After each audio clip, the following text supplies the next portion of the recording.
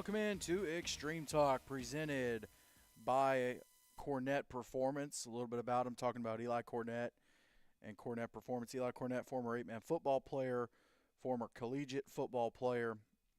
And with Cornett Performance, he offers one-on-one and group training, speed and agility training. It's football and track focused. Each athlete or client will have their own personalized or personal customized program, rather. It's for ages 10 and up, and they have online training sessions. You can reach out to them for more information. I'll give you that info here in a second. You can book your free in-person or online 30-minute assessment today. They have 45 and 60-minute sessions that are $30 per session or per athlete, and you can reach out to them on social media. It's at Cornett Performance. Or on Instagram, or at CornettPerformance at gmail.com. That's Cornett, Cornett, at Cornett Performance on Instagram, or CornettPerformance at gmail.com. You can shoot them an email. Get your free in-person or online 30-minute assessment today. So a big thank you to Eli Cornett and Cornett Performance for sponsoring the show all year long.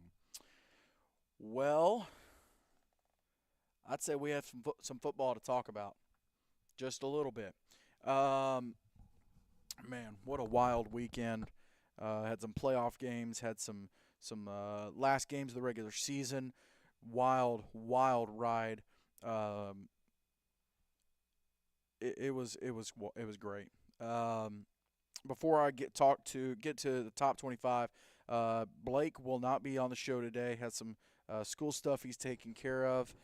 He is knocking out the rankings, so those are being taken care of. Those will be out in the morning or tomorrow at some point, maybe more in the morning. But he is still knocking that out. So, but he will not be on the show today. Before I get to my top 25. Oof, that'd be rough.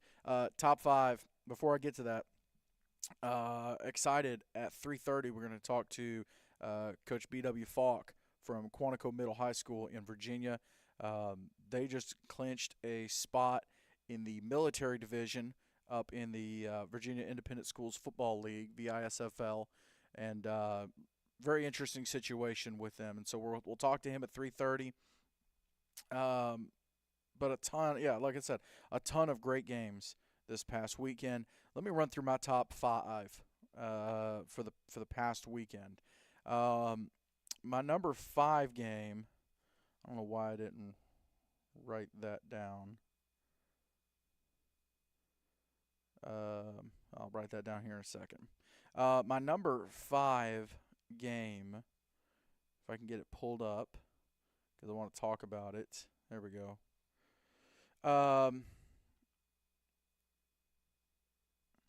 Number 5 is going to be.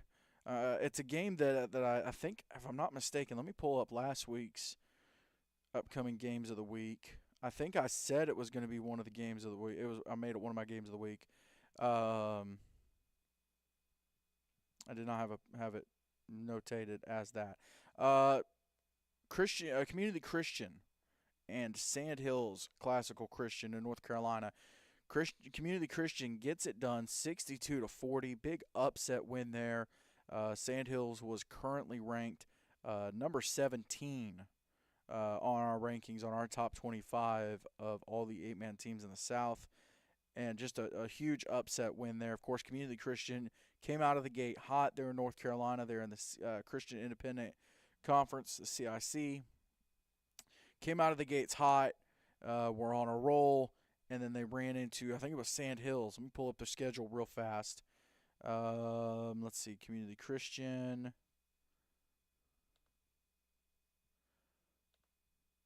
They were undefeated.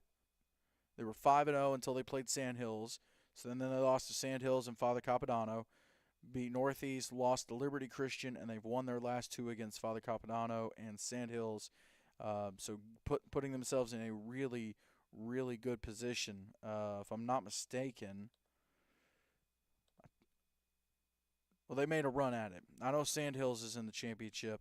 But yeah, just wild ball game. Sandhills kind of run CIC this year, with their only other loss coming to Cary Christian, who was number one. We'll talk about that.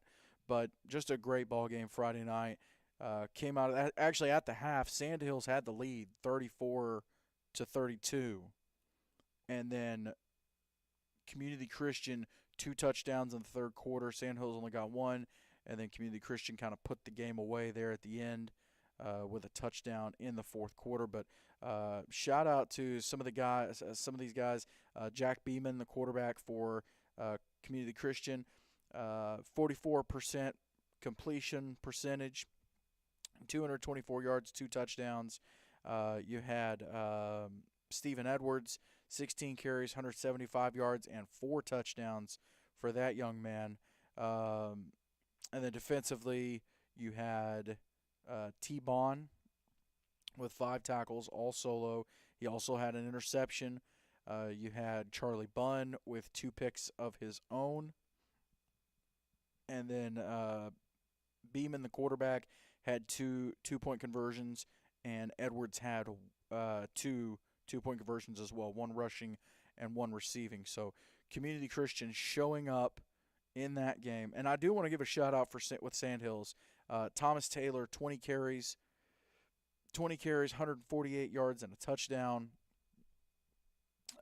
Absolutely left it out on the field. William Troll, 7 carries, 114 yards, and 2 touchdowns. He also had a receiving touchdown, Kroll did. So, yeah, just a great game there in North Carolina. Taylor had a 2-point conversion as well. But great game there in North Carolina. Big upset win, I would say, for Community Christian, considering they were not ranked, beating a ranked team, number 17, Sandhills. So, big congratulations to Community Christian on the win there. That's my number 5. Number 4, I'm going to go to Florida, and I'm going to talk about Bell Creek beating First Academy of Leesburg. Now, the biggest reason this was one of my games of the week that happened, I don't think I picked it. I don't think I picked it last week, but Bell Creek coming in was 4-4. First Academy was 6-3. You know, you would think, hey, First Academy is probably going to handle business, but Bell Creek shuts out First Academy 22-0. No scoring in the first, a safety in the second quarter by Bell Creek, and then from there 2 touchdowns in the third and 1 in the fourth. Bell Creek handles business, gets into the playoffs as the number 10 seed. I would have thought if they lost that one, they probably would have been a little bit lower, but with the win, maybe pushed them, maybe a spot or two. I'm not 100% sure, but maybe a spot or two. So big congratulations to Bell Creek on that win. Seems like it was a good one. First Academy had been on a roll the last several weeks. Of course, they lost to Real Life. They lost to Ocala and Academy at the Lakes, all before before that. But they had beat Geneva Classical. They beat Lake Mary Prep. So they beat Lakeside first game of the year. So kind of expected First Academy maybe to win that one Friday night, but they didn't. Bell Creek gets it done. My number 3 game of the week is going to be down in South Carolina, and it's Jefferson Davis Academy 74, the Kings Academy 72. 146 points scored in this one. It's funny, I was talking to somebody that refs down in South Carolina. He goes, man, I'm glad I didn't do that game. 146 points in the game. Now, I will say Lawrence and Richard Wynn was also a consideration for game of the week. Lawrence 78-64 over Richard Wynn. And Lawrence was 7-1 coming into that game. Richard Wynn was 3-4. So you would have thought, hey, won't be that close. And I mean, it was still a 14-point game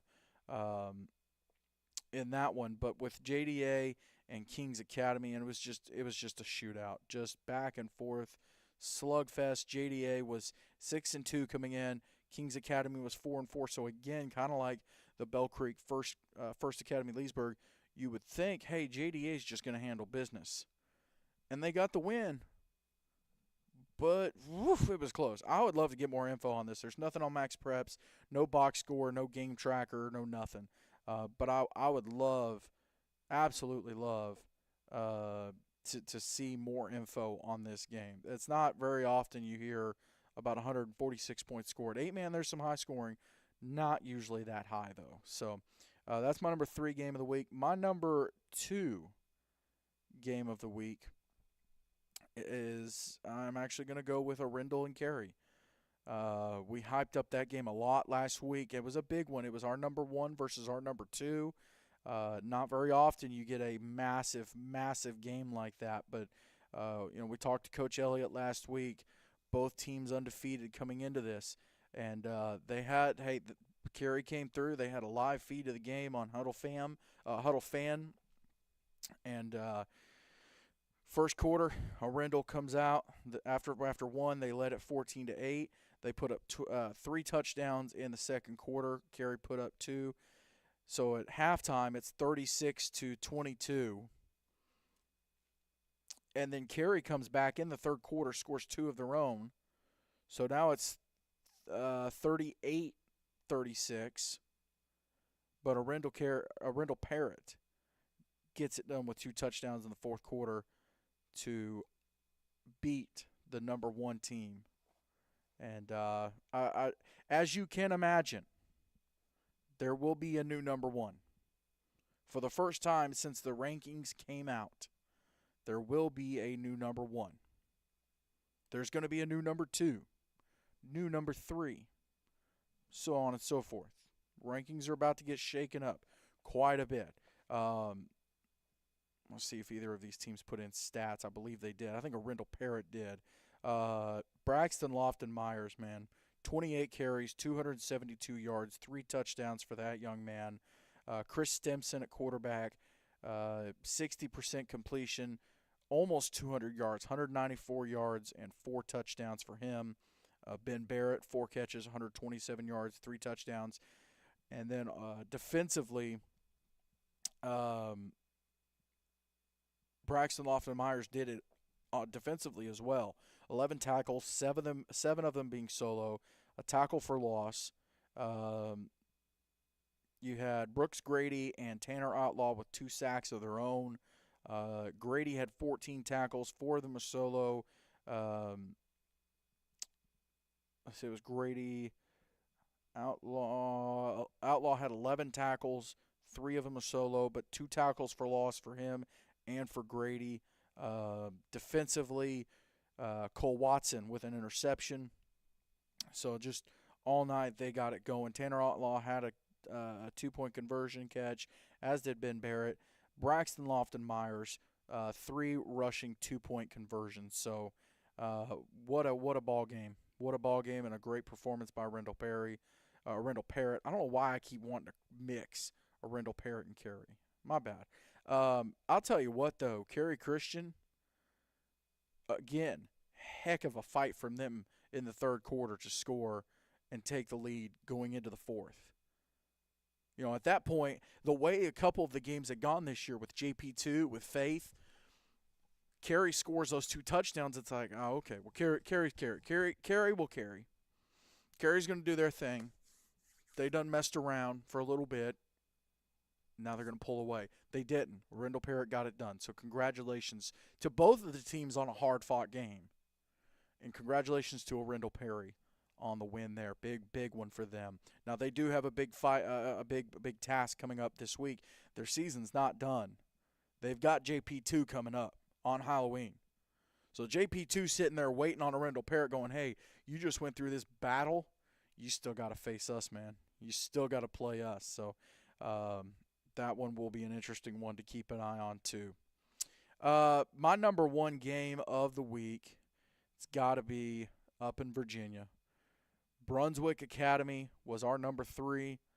Southampton Academy was our number 21. Southampton 32-26 in overtime. Got the update Friday night that the game had gone into overtime at 26, and I'm like, okay, all right, let's keep an eye on this one. Southampton gets it done. Just absolute upset. So 3 upsets Friday night. Now, a lot of people were anticipating the Acadiana Christian JPG game, championship game last night. Game got actually moved to this upcoming Saturday. They had a lot of rain coming through Louisiana, through the area yesterday. It actually hit us today here in Tennessee. Um, but it was supposed to have been worse down there. So they moved the game just so that they didn't have to deal with a wet, sloppy championship game. I don't fault them at all. But for Southampton, I do want to shout out Ethan Webb uh, for the Raiders. I believe they're the Raiders. Let me see. I think that yep, they're the Raiders.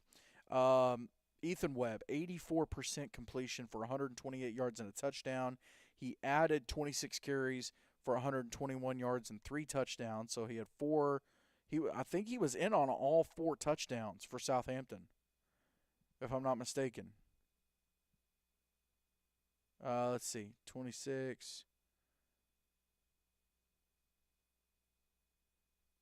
He was in on 4 of the 5. I'm trying to do the math. If they had 26 going into overtime, that would be 4 touchdowns, 4 touchdowns, and 1 2-point conversion, which makes sense because if you look at the stats for that game, let me pull them up real fast. Yeah, that makes sense because Jake Holland had the 2 point the only 2 point conversion attempt for Southampton. So okay, so he was in on 4 of the 5 touchdowns. I don't know if he scored the game winner. Maybe, possibly, but um, Ethan Webb, defensively, 11 tackles, 7 of them were solo, and then he had 4 punts. He averaged 34 yards a punt, and he had one inside the 20. So getting it done all 3 phases of the game. Big shout out to that young man, Ethan Webb from Southampton Academy. Looking forward to seeing them in the playoffs. I'm fairly certain they'll make it to their championship. We'll probably see Southampton and Brunswick again down the road. Here in, let's see, their championship is, I think it's November 7th or 8th. November 8th. So 2 weeks from yesterday. So not this Saturday, next Saturday. I'm fairly certain we'll see them again. Those two play again. With their playoffs, let me pull it up real fast. Yeah, Brunswick has Broadwater. Southampton has BSH. BSH, I think that when they played Southampton, it was 46-19. So we should see these two again in the championship in 2 weeks. What a ball game that's going to be. And we might see Southampton after that, but we'll see. But again, like I said with Carey and Arundel, congratulations to both of these teams on a great game. Congrats to Southampton on the win. Brunswick is not done yet. Brunswick may come back and win the championship. How crazy would that be? Get a little get back. At that point, we need a rubber match. At that point, we need a tiebreaker. It'll be a 1-1 series. We're just gonna have to play another one, boys. We're gonna have to sort this out. So we'll see. But that's my top 5 games of the week. There was a lot of great football. Yesterday was like Christmas in October. Brackets were dropping. Brackets dropped for the 2 divisions in in the MAIS. I don't know why I can't talk. In the MAIS, the double SAA, both of their brackets dropped. The state division and the 1A. The state division and the 1A division. GIAA dropped today. Let's see. Seeks was already out. Skeesa has 1 more week. North Carolina has 1 more week. Trying to see if any other brackets came out. I think Heartland, they have 1 more week. So 4 brackets dropping yesterday, 1 dropped today. And, of course, we'll have the full schedule of what the playoff games are on our scoreboard that we'll have out in the morning. It'll have all the games coming up this week. So you'll be able to keep up with all of the action there. It's going to be good. It's going to be a good one. Trying to think. If there were any other games, any other big impactful games? Let me pull up the top 25. Let's see. Here's what I want to talk about. I didn't put it in my top 25 because I thought they handled business, and I figured they would. For everyone that dogs the rankings, right, and they look at maybe max preps, right, or maybe they look at whoever comes out with rankings, right.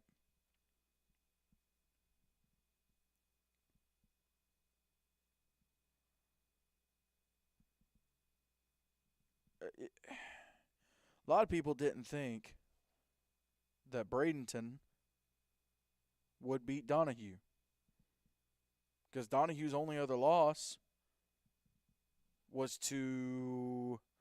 See, I ought to know this off the top of my head, and I don't. Donahue's loss was to. Let's pull this up real fast.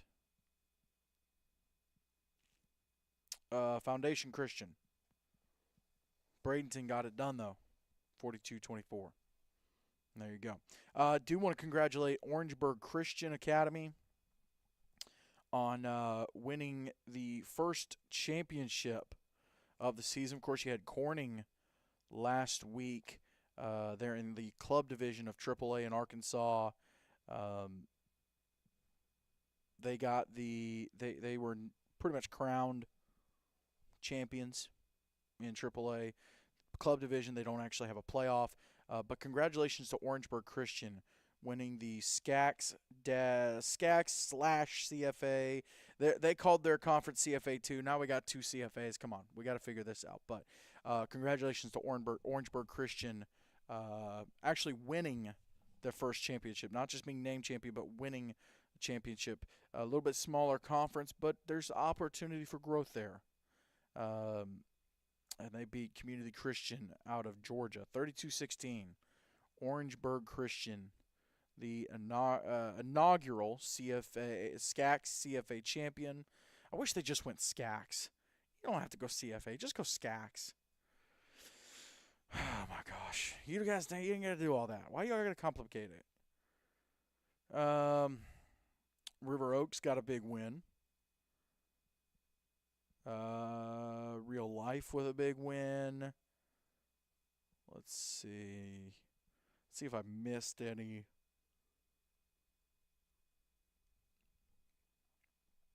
Macon East with a win over Coosa. I'll tell you what, Coosa was actually beating, if I'm not mistaken, I think Coosa Valley was beating Macon East for a while. Let me pull it up real quick on the recap. Yeah, first quarter. Well, so first quarter after one, Macon East was up 8-0, but then at halftime, Coosa Valley was up 18-16, and then Macon East ended up pulling away in the third quarter. Actually, both quarters they outscored Coosa Valley 16-6. So just kind of pulled away in that one, but there for a minute. At the half, Coosa Valley had Macon East on the ropes. And then Macon East got the safety in the third quarter, tied it at 18.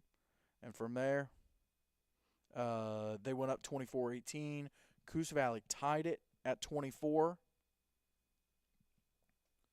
Macon East scored, made it 32-24, 38-24, and 40-24. And from there, it was a ball game. Another touchdown for Macon East, another touchdown for Coosa Valley, but Macon East gets the job done. So congratulations to them. They set up a huge matchup in the AISA this upcoming week. Their playoffs don't start for another week. We get another battle of the unbeatens in the AISA. So let's go ahead and get my guest queued up here. Let's see, where is...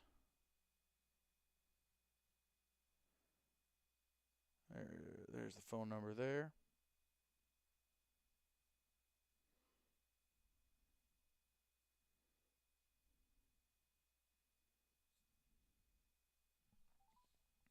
We'll get it queued up here. Yes, sir. Joining me now is the head coach of the Quantico Middle High School Warriors, Coach B.W. Falk. Coach, how are you? I'm well. Thanks for having me on today. Trying to make sure I got you loud enough. Um, so you guys have a very interesting situation with the school. If you would walk everybody kind of through the setup with the school. I don't know if any other 8-man schools are this way. So walk everybody through the setup in terms of the school, what kind of school, um, and then also maybe give a little bit of a coaching history of yourself. The school, we are a DOEA school, a Department of War Education Activity School. There are very few of us left in the continental United States. Quantico, Camp Lejeune, and then Fort Campbell and Fort Knox in Kentucky, I believe, are the only high schools left in the United States. But there's also a bunch of DOEA high schools overseas. Um, and we are a middle high school. We're 6 through 12. We're an enrollment of about 325 on average, of which about 125 to 150 of that are in the high school. Um, and we've had 8-man football since 2022. Football died due to dropping enrollments and then the pandemic in 2020. Yeah. And we brought 8-man back in 22. So what did y'all have before it died? They had 11 man. They Gotcha. played Gotcha. 11 man as part of VISA. And then we came back in 22 as part of VISFL. And then the military division was first created in 2024. So last season with ourselves, Randolph Macon Academy, Massanutten Military Academy, and Fishburne Military School. But even then, you guys have a little bit of a different setup from the other schools in the military division. You guys can't go recruit. You can't go recruit. You have a set no, correct. You guys have a set number of kids. You have a very specific group of kids that are going to be at the school. We do, and we suffer or enjoy the fact that Quantico is a transient installation. There's very few permanent personnel assigned here. A lot of our kids show up and are here for a year and are then out because one or both parents are attending school for a calendar year and then they're moving on. So it's really luck of the draw who we end up with come August every year. I It threw me off for a second whenever you said DOEA or Department of War. I had to think for a second. I was like, oh yeah, they did change the name. It's not DOD anymore. Um, that's why. And a lot of people have heard of Quantico from the TV shows. I don't know. I can speak for myself. I didn't even think about, hey, maybe the military base has a high school. I knew about Fort Bragg and Fort Campbell uh, being here in the Nashville area, but I didn't even think about the base having to have a high school. Um, Now, what about a little bit about yourself? What's your coaching history? So my coaching history is I coached individual sports. I coached endurance. I've been coaching endurance athletes for about a decade. And then in 2022, when they brought football back, I went up to the head football coach before the season and said, "Hey man, if you need some help doing your strength and conditioning, I'm your guy. I'll happily come out and work with him, work them out, sprint them, do all that." And we got through the end of spring ball, and Steve Kasner, my good friend, looked at me and said, "Which side of the ball you want?" And I said, "Steve, that's not the deal." I said, "I'm strength and conditioning." And he said, "Look around. How many other people do you see out here?" And I said, "Well, nobody." He said, "I repeat my question. Which side of the ball do you want, offense or defense?" And I said, "Well, guess I'll take defense." Because at the time, my Navy midshipman, number 54, was my favorite player, and I enjoyed watching him play defense. And I said, "I'll do it." Did not know how hard that was going to be. So I was the defensive coordinator, special teams coordinator in 22. My son was a sophomore that year. We went 1-9. We did get a win. And then for the 23 season, I had to take a set of orders over to Okinawa for 12 months. I did the stats for them, and I did, we'll call it quality control from afar. Um, that was a forgotten season for Quantico football. They went 0-10, and on my way back from Japan, I knew my son really wanted to play at the next level, and I knew the way for him to do that was to get some film. And the only way to guarantee that was to get the ball in his hands. So we stepped up. I became the head coach and offensive coordinator for the 24 season last year. We went 2-6, so doubled our win total from the previous 2 years combined. Hey, there you And go. at the end of the season, I wasn't sure about coming back, but I realized that these young men, these athletes, had had three different head coaches in 3 years, three different offensive schemes, and they deserve a little bit of continuity in their life. So I'm back on the sideline, no headset, but I am calling the plays, and we're sitting here 3-5, with a shot at playoffs in a couple weeks. So help me walk. I know we talked a little bit off air and through text about how the playoffs work for the military division. Walk us through a little bit how the playoffs work for the military division. So yeah, absolutely. So we are one of 4 teams in the military division, one of 9 teams overall under VIS, or correction, 13 teams under VISFL. Yeah. They split the 9 non-military teams up into 2 groups, the Division One and Division Two. The top 4 play a semifinal and final for the Division One. And I just heard you talking Southampton. I'm glad Southampton and Brunswick. I'm glad we don't have to toe up against those young men every week. Um, Division Two will then be the top 4 out of the 5 remaining teams. They'll play a semifinal and final for Division Two. And then out of the military division, we only get one round because we've already played each other twice during the year. But the top 1 and top 2 seed, we run all the finals will be in Dinwiddie, Virginia on the Yeah. 8th. Yeah. We'll play At first. the Sportsplex, correct? Yep, we'll Yeah. play first. Yep. We'll run the military division championship, then Division Two, and then Division One. As of right now, we're sitting tied with Randolph-Macon Academy. Unsure of whether they're going to be able to field a team or not, but Oh really our wow. destiny's in our hands. We go to Fishburne next Thursday night to make up a game that we had to reschedule due to the government shutdown. We paused all football activities for 8 days in the middle of the season because we weren't funded to continue. Um, so we're going to go play a rescheduled matchup against Fishburne on Thursday night. And if we win against them, we're 4-2 in division, and we're the number 2 seed. I'm glad you brought that up. I wanted to talk about that because I think for people not on Twitter or maybe not keeping up with the news, and even really even in the news outlet, it wasn't even talked. The news it wasn't even really talked about. I found out about it through you and through Twitter.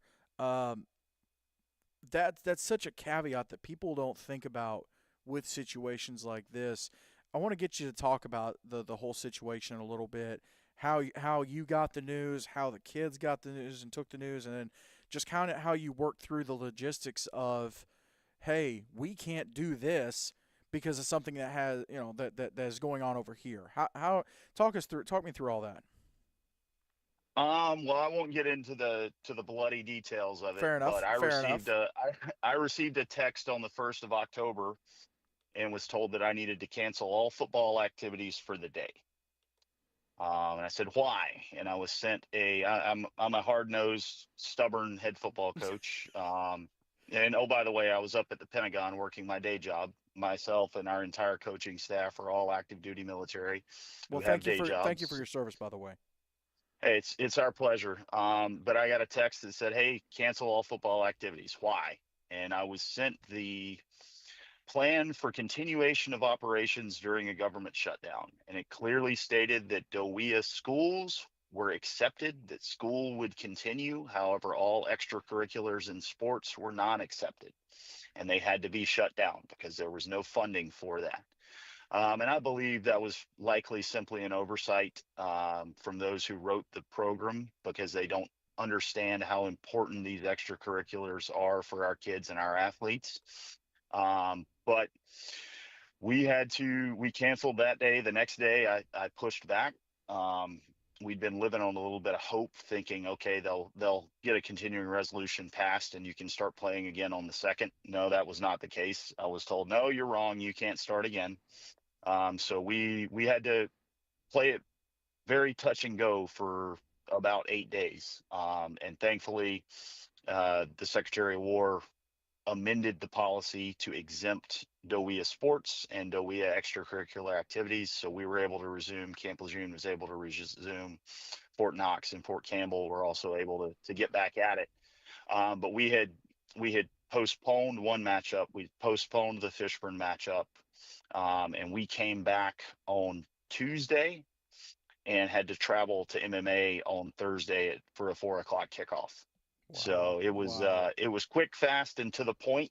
We got to get done what we need to get done, and thankfully we were able to get down there and come out with a win as well. And I'm assuming the conference was very understanding of the whole situation. Very unique situation. They were extremely helpful. Ron Anson and the leadership in VISFL helped us out as much as they could, and thankfully we were able to get that exemption before we had to look at moving a second game. Because if we'd done that, I think it would have been the nail in the coffin for the season. That would have been tough. That would have been. It's really cool that it worked out too. That you had this week to get that makeup game in before the championship. I mean that really fell in place. Um, I want to talk about your roster a little bit. Um, and I want to get you to talk about it first. So who are some of the guys, or did you have how many guys did you have coming back from last year? So we got a roster. If you look on Max Preps, it says 30, but we're actually at 29 because one of our players' parents had to execute permanent changes station orders to Germany mid-season. Wow. Um, we had about 15 returners. We got lucky this year, but we are a very young team. Of the 29, I've got 5 seniors. We had our senior day yesterday. 2 juniors, 3 sophomores, 13 freshmen, and 6 8th graders. Wow. Um, and those, I joked before the season. I said, if we make it to Dimwitty, we're going to be playing for a championship with a freshman team. Um, it, it truly is, though. I mean, Yeah. No, you're not not wrong. Yeah. not to downplay my seniors. My seniors are absolutely amazing. Jamison Graves is one of my starters. He starts at center. He starts at middle linebacker. He hardly comes off the field. He's one of our captains. Brinson Berry, another one of our captains, is our left guard. Also plays some nose guard for us. Um, Ramses Ray is our starting nose guard. And then, little also interesting for us, we have 4 international students on our roster. Their Really. parents are Okay. exchange officers. So 2 of my seniors are Ito and Nadav Samish. They're Israeli. Ito starts at wide receiver for me. Nadav starts at slot back for me. He's one of my captains. Um, they had never put pads on before last year, but they are just athletes and they show up and perform. I mean, as of yesterday, Ito is tied for the team lead with 25 receptions for 392 yards and 6 touchdowns. His brother Nadav is just a workhorse. He's leader in receptions with 27 for 290 yards and 2 touchdowns. Um, my juniors were both new this year. They both had not played before. One came in from Yuma. One had been here, but just didn't play football. He was actually our defensive player of the game yesterday, number 21, Kylan Harrison, out at cornerback. He Yeah. had 8 total tackles. My sophomores, I had one returner, 2 new. One of those, Vincent Show, is from the Netherlands. He had never put pads on until he got here and said, hey, it would be fun to play football. Um, but the freshmen are the heartbeat of the team. A lot of them, about 8 of them, were out last year as 8th graders. And we really got to see them come on as we got into the second half of the season. And then they worked their tails off over the summer. When the last whistle blew last year, they started working, and they haven't quit yet. So we're starting on offense. We're starting 2 freshmen at quarterback or 3 freshmen, sorry, quarterback, running back, and tight end.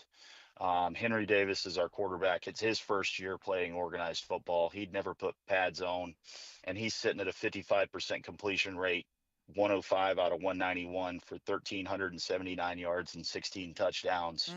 Mm. Mm. Jackson Heater is our running back. He played last year.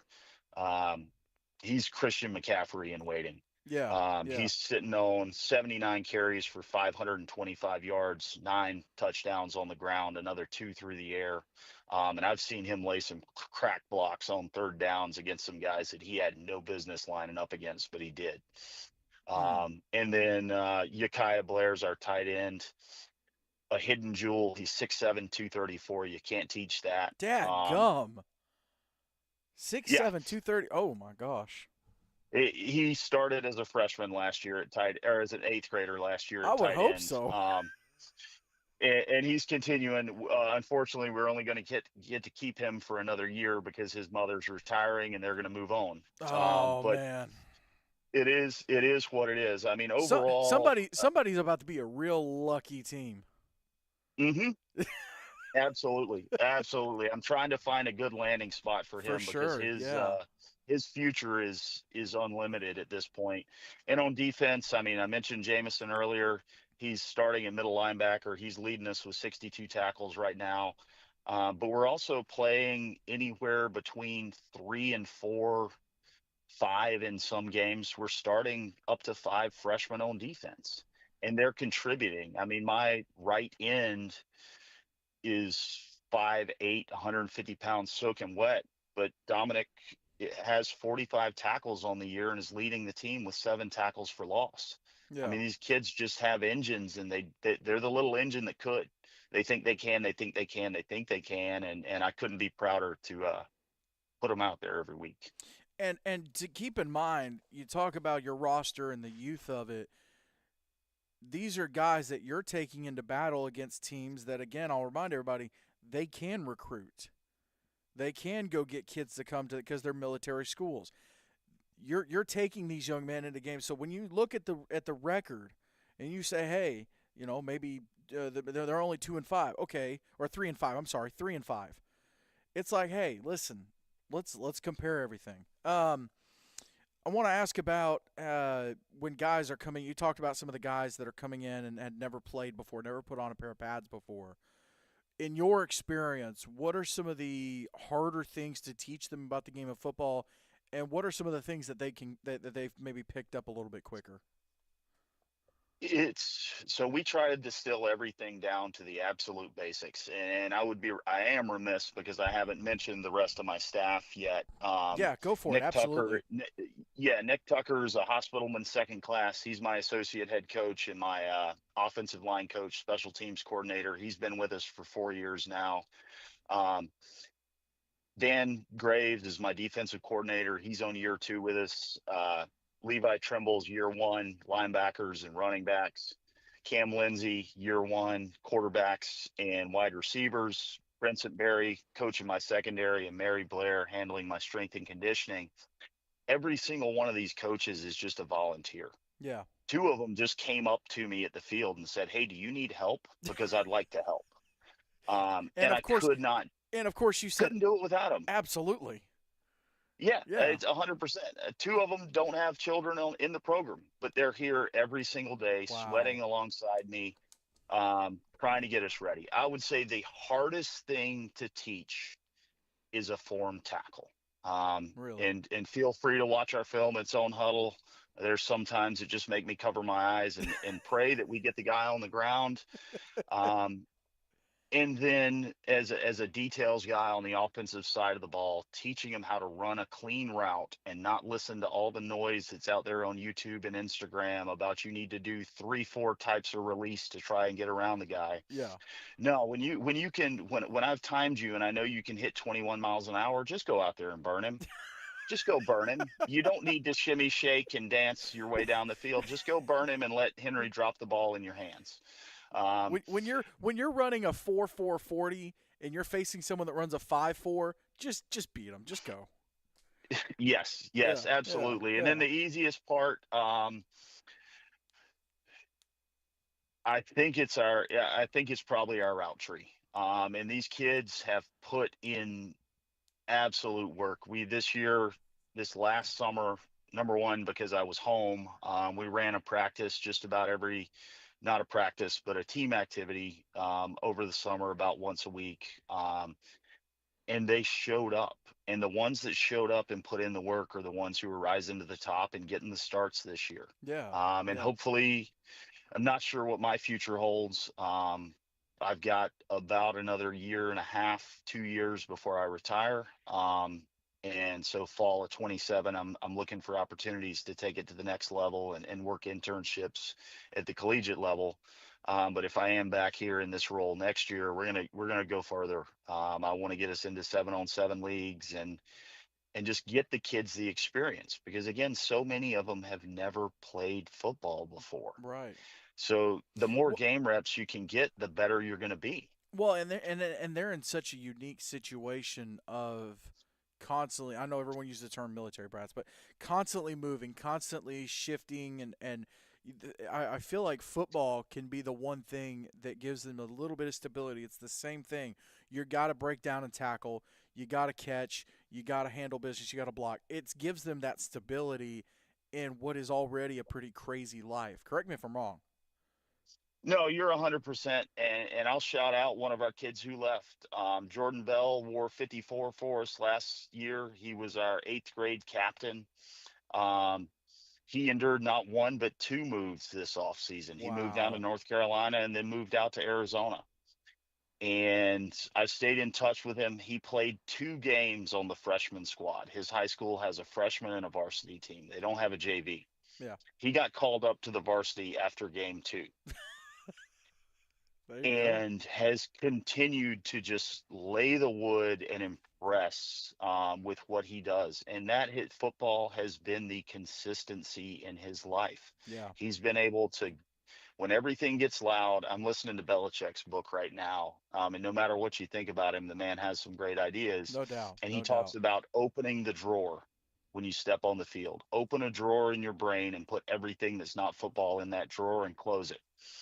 And that's what Jordan has done. He's been able to open the drawer, put everything else in there, and close it and just go ball out for 48 minutes on a Friday evening. Yeah. Yeah. What what are some of the similarities that as in coaching that you've seen between maybe the military and football? Because yeah, these kids aren't in the military, but they're in military families. So what are the similarities that you've seen that maybe help them adapt or pick it up or excel in it? Number one, it's all about discipline. I mean, if you don't have discipline, if you are an undisciplined team, you're very rarely going to walk off the field with a win. Yeah. So they're able to snap into that very quickly. We try to build a routine with it. Hey, Monday's going to be this, Tuesday's going to be this, Wednesday's going to be that. They get very accustomed to that.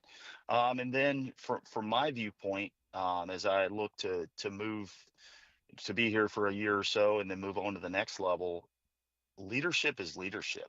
Team building is team building. Clear and concise communication from a coach is the same as from a leader in combat. When Yeah. you need to get on the whiteboard and draw something up real quick, it's the same as when you're pinned down and you've got to execute a quick flanking maneuver with a little bit of suppressive fire. You got to be able to distill it down into one or two sentences, say you do this, you do that. We're going to go on to, all right, break. And it's very, the, the lines are definitely there. Yeah. It's I Yeah. hate hearing about guys going to battle on Sundays because it's not the same, but it is very very similar. Yeah. Yeah. That's interesting. How full is your playbook of military terminology? Is it Not at all. The really? only Really? similarity is I have one play called Horvath, which we have not successfully run yet on the field, but it's named after Blake Horvath, the starting quarterback at the Naval Academy right now. Yeah. Yeah. Um, and he ran it for 58 yards against Air Force the other day, beat Air Force. And that's the only military reference. Everything else is sports because that's the other part of it. Though they are military families and they are part of it, football is 2.5 hours a day. That's a break for them from that. Right. Right. So we're never going to be the team that lines up and covers in the lines and get into formation and stretches together, because they do need a break from it occasionally, and we try to provide that. I would ask you, from context clues, I would ask you who's going to win Army Navy, but I assume I know who you're rooting for. Navy by 100 all day, every day. Navy is in for Hey, quite the Navy, stretch here coming up. But if we can make some magic happen, I'm not going to call it, but I will buy tickets to the college football playoff game in Annapolis this fall. they are having such a good season. I'll give them that. My dad was was Army, and so I grew up on the Army side of it, kind of like the Air Force a little bit, but that's not part of Army Navy. So I kind of grew up on the Army side of it, but I can't even be mad. Navy's making it happen this year, so uh, Have you ever been to an Army Navy game? I haven't, and it's on my bucket list. It is 100% you gotta go. The I'm biased, uniforms, very biased, the but it is uniforms, the number one sporting event in the world is the Army Navy game. the uniforms are incredible too. I love the uniform drops that they do before the game. Shout Where out to Under Armour. Shout out to Under Armour, the fits that they give Navy. And you know what? While I'm at it, I got to shout out Riddell. Our coaching staff got together and bought our new uniforms that we debuted 3 weeks ago. And the yeah, guys at Riddell, man, they came through with some. They took the concepts that I sent them and they came through with just some hot uniforms that we're rocking right now. that's awesome. That's awesome. Mm. Um, there's one other question I was going to ask you. Oh, so with Fishburne, talk a little ball real quick. With Fishburne, obviously you guys played him earlier this year. You're playing the makeup game this year. You'll probably end up. I'm going to go on a limb and say that you're playing them on the 8th. Just a stretch. When you play a team 3 times in a row, how do you? Because I've talked to coaches before where their conference has them play a home and home, and then they might end up playing them a third time in the playoffs. So, in terms of strategy, how do you approach games like that where you're going to play a team multiple times in a season? So for last year, um, it was the first time we played them, and then the second time that we played them, and we were in the injury hole, and we were just trying to survive. Yeah, And then coming into our season opener this year, we knew what we were up against. They run a wing T. They run an 8-man wing T. They're well coached. Chip Craybill and his team do a great job with those young men. And we knew we were in for dogfight. yeah, And we kept it to 15 points. And at the end of the day, when I sat down and I watched film, sure, when we walked off on Saturday, it felt like we'd gotten a butt whooping, and we really did. Um, but when you're -3 in turnovers and you give up 3 1-play touchdowns, well, that's the difference in the game right there. yeah, yeah, So as we get ready to head out there on Thursday, number one, I feel like we've come together a lot better as a team. Our score yesterday doesn't show it, but for those out there listening, if you got an opportunity and need a non-conference opponent, schedule Maryland School for the Deaf. They that, are a great team. I was They about beat to say. Arundel Parrott earlier this year. Um, they're well coached, good team. They hit hard. So we're headed into Thursday night feeling like if we clean up the mistakes that we made the first time, we can absolutely get it. And I will say my armbands have a few new plays in them that may not be on film yet. There you Uh, go. There you go. and I think they could be they could be some difference makers here. So we're gonna try on Thursday night to just keep it close, and not give away too much. Would love to walk out of there with a win. Expect to walk out of Waynesboro, Virginia, with a win on Thursday night, um, and then get ready to do it all again the following week. We've got I I think we've got the talent that it takes. We just got to buckle down because they're going to come hard, they're going to come fast, and we got to be ready for it. Um, I do want to ask you guys play on Thursdays and Saturdays. What's the background with that, and in terms of not having games on Fridays, and then, um, kind of talk about that situation a little bit. So I'll talk to the rest of the league first. Fair So enough. the other three teams in the division do not have lights. Gotcha. So they cannot play night games. And so generally they either play Saturday afternoons or Thursday 4 p.m. games. And a lot of them being boarding schools like to play on Thursday because then their kids can get liberty. They can go see their parents on the weekends. Right. Um, Yeah. for That makes sense. us, Yeah. yeah, for us, our issue is getting officials. Um, because of the official shortage, and I believe me, I do our best with our fans to make them play nice with the officials because we need every official we can get these Amen. days. Amen. Um, Amen. we've been told by the Rappahannock Valley Football Association that we can get one Friday night every other year. Interesting. And what we're going to try to do, we have a new school opening this winter with a new football facility, and we're going to try to schedule our home opener for a Friday night next year so that we can play under Friday night lights. That'd be cool. That'd be really cool. Do you prefer Thursdays or Saturdays? I prefer one Thursday at a time. Back to back Thursdays absolutely does not work because Friday is kind of it's not a wasted day. You can do a little bit of an install on a Friday afternoon, but those that played a lot are really thinking about their injuries Yep. and Yeah. stretching things out and putting ice on. So they're not all there. And then really you've got Monday, Tuesday, walk through Wednesday, game Thursday.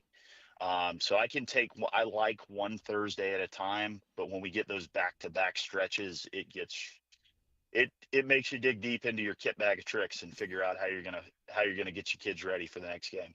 Yeah. No doubt. No doubt. I love hearing about the new field, the new facility though. I didn't know that. That's really cool. Um, are you more of a pregame or postgame meal kind of guy? And what meal are we going for? If you have your choice, what meal are we going for? So I can say 100%, and my beautiful wife will back this up. I am a post game meal guy. I have to get reminded to eat pregame.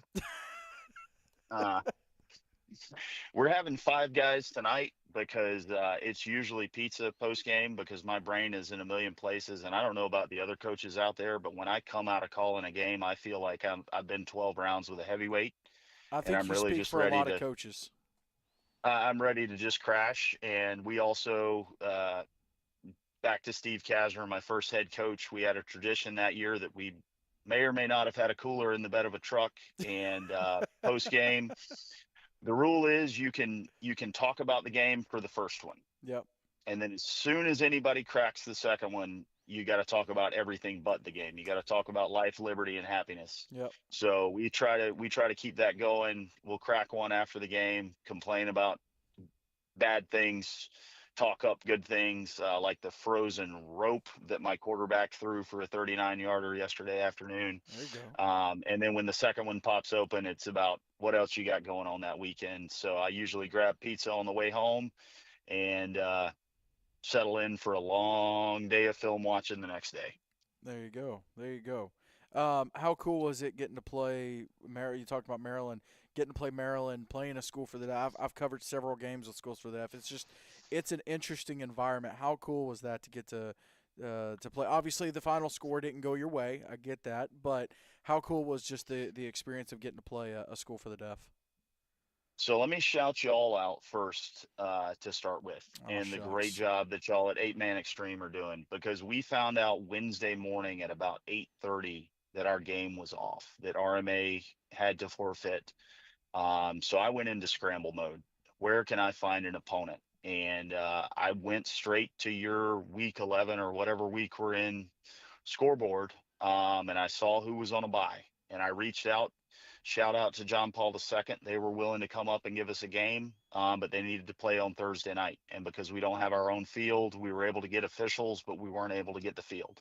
Mm, So we mm. had to turn them off. And then it was a lot of max preps. Thankfully, I have an actual boss who is understanding because I spent a lot of time on max preps that morning figuring out who might be available. Yeah. And I called out to Maryland School for the Deaf, left a message, and wouldn't you know it, they called back and said, absolutely, we can come down. And Yeah, again, can't speak highly enough of them. Coach Neal is an excellent head coach.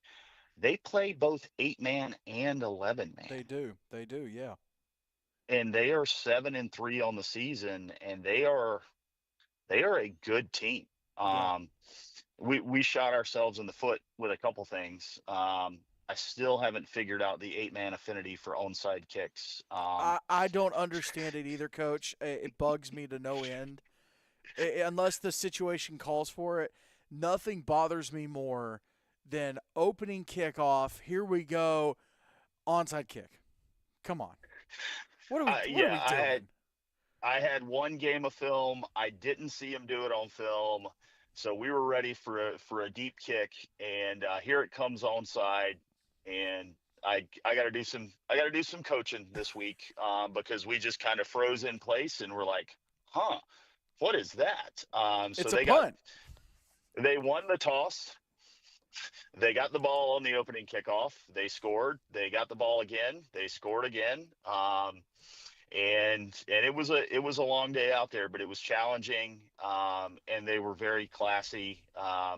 There are some teams out there that would have just kept going, kept pushing. Yeah, He pulled his starters, I think, after the first drive of the second half. They could have shut us out. They absolutely could have run it up to 80-0, shut us out, and they didn't. They were a great team, and the fact that they were able to come down on 3 days' notice and give us a butt whooping, is not to be undersold. but not So just a butt whooping though. They gave y'all a game. They made it to where you could have a senior night, a senior day game. That part of it's really cool. I think. And absolutely, the fact that it worked out that you guys are only an hour and a half away, so it wasn't like hey, let's pack up a road trip for 3 hours. It was fairly decent drive to make it happen. That was really cool. yeah. And I think, talking to them, if I am back in this position next year, I think we'll go up there either week 0 or week 1 next year, and return the favor and give them a game, Nice, nice. because they're a challenge. And you only get better by playing teams better than yourself. So why not see if you can rise to the occasion? I mean, I don't know if you've listened to any of the stuff that Luke Falk has put out lately. Yeah, yeah, But what I told the kids came straight from him. I said, we're playing with house money. I said, we already got the forfeit. We're already 3-2 in conference. yep. So this is house money right now. Let's just go out. Let's have fun. Let's play some ball, and we could surprise the world. We didn't, but at the end of the day, we got good competitive football, and we'll be better on Thursday night because they came down. And you're right, we were able to send my 5 seniors out with dignity. Well, and that's not saying that you can't shock the world coming up. We still got that chance. Oh, we're still planning on it. You're I'm still firmly there. planning on getting a ship. You're still there. Did it throw your guys? I gotta ask. Did it throw your guys off any whenever they went to go line up, and there wasn't an audible snap count or audible adjustments or anything like? Did it throw them off a little bit? We, against Fuqua 2 Friday nights ago, we had a real problem getting excited about audible snap counts. Yeah. So I think it may have actually helped us, that and the work that my coaches did over the week, paying attention with the defensive line of just looking at the ball. Right. Right. So that I don't think messed with us that much. But they have a well planned, well choreographed kickoff routine. It is amazing to watch. Um, and I think that definitely put my guys' heads in a loop. Interesting. Interesting. Um, Last question for you, and then I'll let you get back to getting ready for Fishburne. Um, you talked about wanting to play MSD next year. And you guys play other military schools. There's a lot of military schools that play 8 man or military, not military schools, but military based schools like a Southern Prep Academy in Alabama. And there's others. When you look out, like if you're putting your schedule together for next year, let's say you've got the perfect situation, you can play another military school. Maybe there's some travel involved. Is there, or you know what? Maybe even a non-military school. I'll put that out there. Is there anybody when you look out that you say, I want I want a shot at these guys. I want to play a game against these guys. There's nobody that I can name by name Fair that I enough. say, Fair hey, I enough. want a shot at those guys. Yeah. But with the work, and I may be almost 43 years old, but coaching years, I'm very young. So I've Yeah. had to learn a lot of this on the fly, completely self-taught. As I looked at your rankings, and y'all have been so helpful to help explain things to me that you probably should have just said, hey, go to the reference page. Like the top 25 wins or the quality wins. Yeah. Yeah. I know I sent a DM. What's a quality win? It's against the top 25 team. I want the opportunity, and I want my athletes to have the opportunity to play the best. Yeah. Whether it's an MSD, and I feel like if they were an 8-man pure team, they'd be a top 25 team, or whether it's John Paul II offering to come up. Yeah. Hey, they're sitting at 22. They were on a bye. Do I likely know the outcome? Sure. And we would love to welcome anyone who can make the trip. Unfortunately, I'll go back to Dowea. We have a rule: we cannot travel more than 3 hours. Interesting. Um, Okay. so that hamstrings us a little bit. But if anybody wants to make a trip to Northern Virginia, the other part of it is we have the opportunity. Officer Candidate School is on base. The basic school, which is where every Marine Corps second lieutenant goes to learn how to be a basically trained rifle platoon commander, is on the base. The Marine Corps Museum is right out the back gate. Uh, HMX-1, which is the president's helicopter squadron, is on base. Marine Corps Base 8th and I, the oldest post in the Marine Corps, is just up in D.C. And then you've got all the museums, et cetera, in D.C. We could potentially help facilitate if anybody wanted to make an extended trip of it. Blue Ridge School, which plays 11 man in VISA, used to come up every summer as part of their camp. And Yeah. they would set up a day at OCS and TBS, and then they would come scrimmage us in the afternoon. Um, I think it's an opportunity for schools to put some leadership into a trip and let their young men experience some of what my kids experience on a daily basis. Yeah. um, so if anybody's interested, anybody listening to this wants to come to Northern Virginia next year, reach out. I'll do what I can to help out. That'd be awesome. That's actually cool. I didn't even think about that. That'd be a cool thing to cool way to do it over training camp. Well, if you want to reach out, it's at Coach BW Falk on X. I'll hold off on the phone number. They can DM me on Instagram and get your phone number that way. We won't blow you up there. But Coach, I appreciate you coming on the show, talking about the team, talking about everything. Man, we'll be keeping up with you guys in Fishburne Thursday night, and keeping up with y'all on the 8th as well. Well, I appreciate the invitation. Thank you very much for your time. And again, thank you for everything that y'all have done to raise the profile of 8-man football in the South. And with that, beat Fishburne, beat North Texas. There, there you go. Fair enough. That's Coach BW Falk from Quantico Middle High School there in Virginia, playing in the VISFL, the military division, and got a chance to play for a ship. And I'll tell you what, them and Fishburne, the first time they played, Fishburne beat them 47-32. Let me see if there's a box score on that one. So it was 27-18 at the half, 33-18, and then they both scored 2 touchdowns in the fourth. So really was not a blowout game. I mean, Quantico could get it done. So definitely be keeping an eye on them on Thursday with Fishburne. But a big thank you to Coach Falk for coming on the show. All right, let's talk about my top 5 this upcoming week. And I am not going to lie, I have not listed any games. Typically, I kind of write out who my top 5 is. So we're going to do this on the fly. Now, I will say there is a ton of playoff games happening this weekend. Of course, you've got the championship for The ACEL happening this Saturday, rescheduled game. Acadiana JPG. Um, got a big game, two big games up here in Tennessee. I'm gonna just talk about the playoff games. I mentioned Arundel and JP2 in North Carolina, right? They still have to play.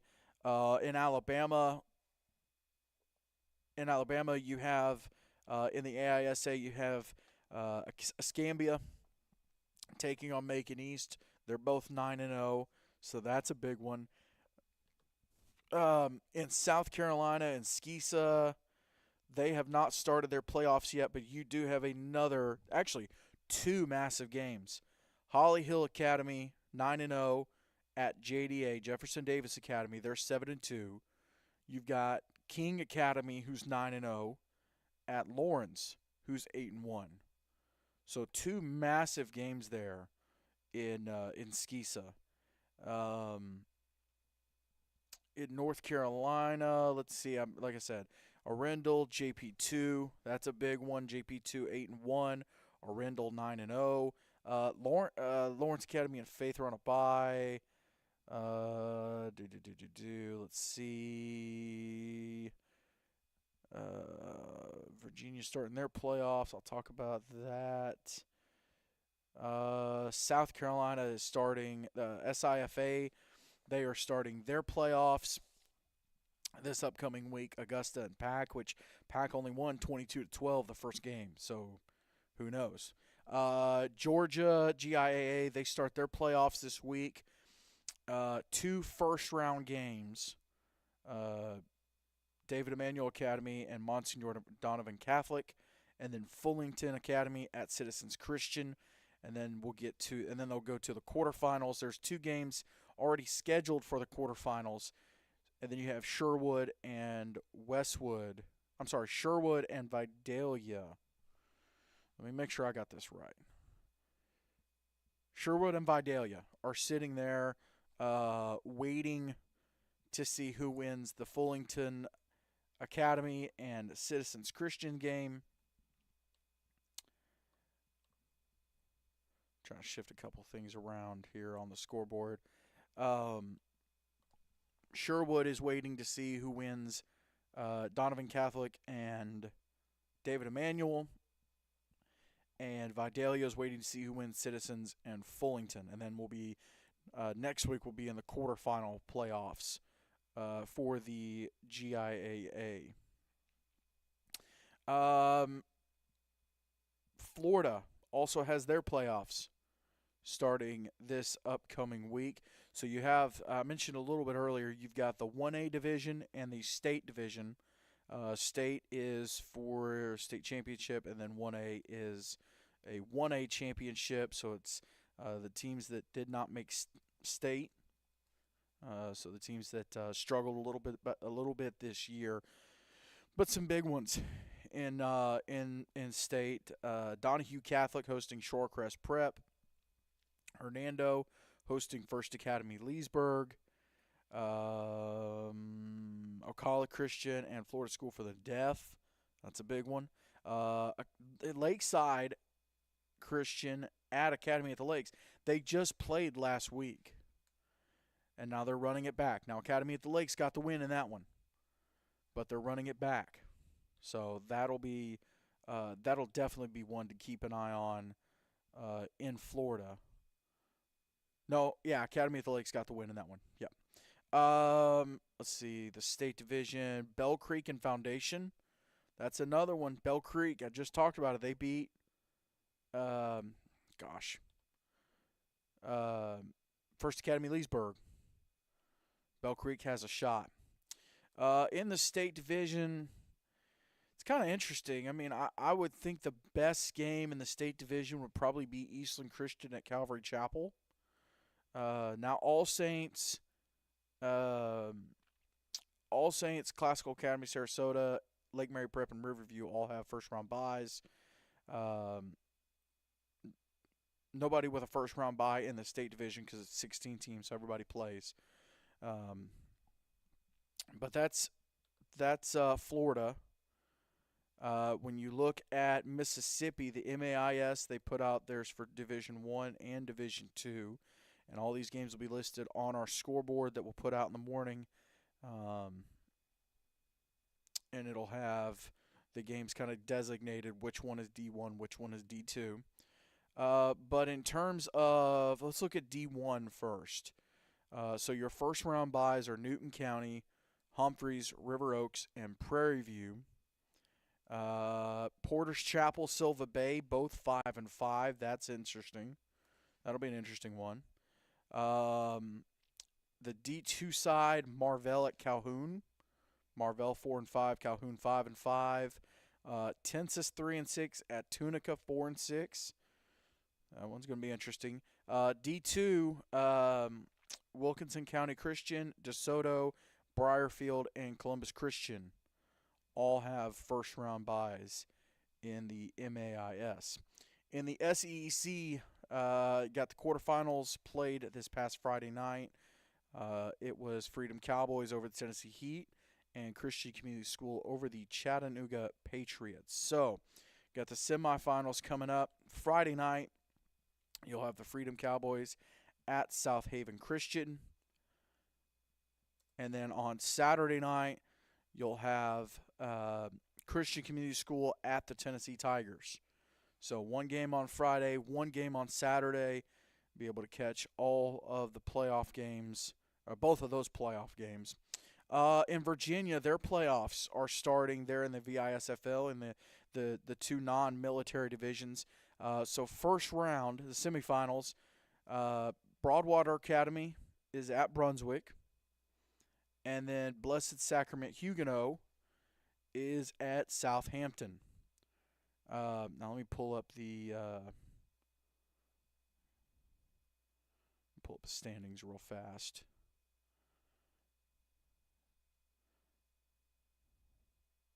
Make sure I can get this pulled up.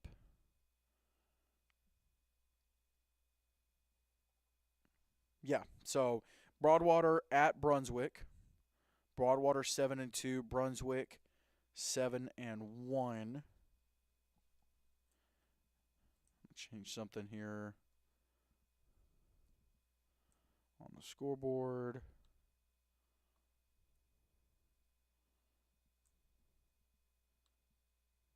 There we go. So yeah, Broadwater at Brunswick and Blessed Sacrament Huguenot at Southampton. And then they have what used to be, I guess, would be like a D2, like a lower level. I think it's really cool, and I'm going to give a round of applause to the VISFL. Instead of giving the teams a chance to say that they are, whatever, Division II state champions, whatever, they went and named that bracket. So the winner will be the Dan Moore Bowl champions. Now, Dan Moore, legendary coach at Greenbrier Christian. You can do some research on him, but a great guy. And I love the fact that they killed two birds with one stone. They are able to honor a great coach, and at the same time, they are able to make it to where teams can't say, hey, we're state champions of this division. We can't put state champion on a shirt. You shouldn't be able to do that, right? If you're not playing for the top prize, you shouldn't be able to do that. So they made it to where they can't do that, and they were able to honor a great coach. I really, really love that. I think it's great. Let's see. North Carolina Community Christian's got a game left, but they're kind of waiting for the championship in the CIC at least. Alabama ACSC, their playoffs start this week. Lighthouse Warriors at Evangel Christian and East Central at Southern Christian. So you'll be able to watch both of those games. Evangel Christian will have a broadcast on ECS Athletics. And Southern Christian and East Central both stream on 8-Man Extreme Alabama. So you'll be able to catch that. In the CFA, the ACAA CFA, the Alabama CFA, their playoffs start this week. Cornerstone Christian at Jacksonville Christian, and then Tuscaloosa Christian at Russell Christian. Cornerstone Jacksonville just played last week. Jacksonville got a 46-41 win, scoring last minute. I think with less than a minute left, so a big one there. And then Mid-South Christian Football League semifinals coming up. Just one game in the semifinals. They did it in an interesting way. Number 5 played number 2. Number 4 played number 3. The winners of those games will play each other this Saturday. So the Sehi Warriors will take on the Pine Belt Spartans. Will take on the Pine Belt Spartans. And then Faithful Explorers next week. They're sitting waiting. They're waiting for the winner to play them in the MSCFL championship game next Saturday. So, very interesting way of doing it there in Mississippi, there in the Mid-South Christian Football League. But, yeah, playoffs are here. We'll have the scoreboard up. We'll have the rankings up. Guess I could bring it back to there. We'll have the scoreboard up. We'll have the rankings up. All that'll be up tomorrow, hopefully tomorrow morning. Kind of working on some scheduling stuff, but we will try and get that up. And, man, the playoffs are here. It's a great time of year. Do want to give a huge shout-out to the two young men I almost forgot. Want to give a huge shout-out to the two young men that were named, voted, whatever. Fairlife Core Power Extreme Offensive and Defensive Player of the Week. Offensive Player of the Week, Reed Harvey from Cary Christian. Big win against Faith Christian. Reed had a fantastic game. He had 6 touchdowns. 440 yards of offense, and helped Cary Christian stay at number 1 at the time. And then Defensive Player of the Week, Brody Barksdale from Cornerstone Christian. They didn't come up with a win, but, man, he showed up. 9 tackles, all solo, 3 tackles for loss, 2 sacks, and a pick. But Brody Barksdale absolutely balling out for Cornerstone Christian. So congratulations to them. A big thank you to Fairlife Core Power Protein for being a sponsor, for helping us recognize these young men. Big thank you to Cornett Performance for being a sponsor of the show all season long. And thank you for listening. Thank you to Coach B.W. Falk for coming on the show from Quantico High School. Folks, the playoffs here. Go catch a game, watch a game, go support these young men. Time is ticking down. Until next week, see ya.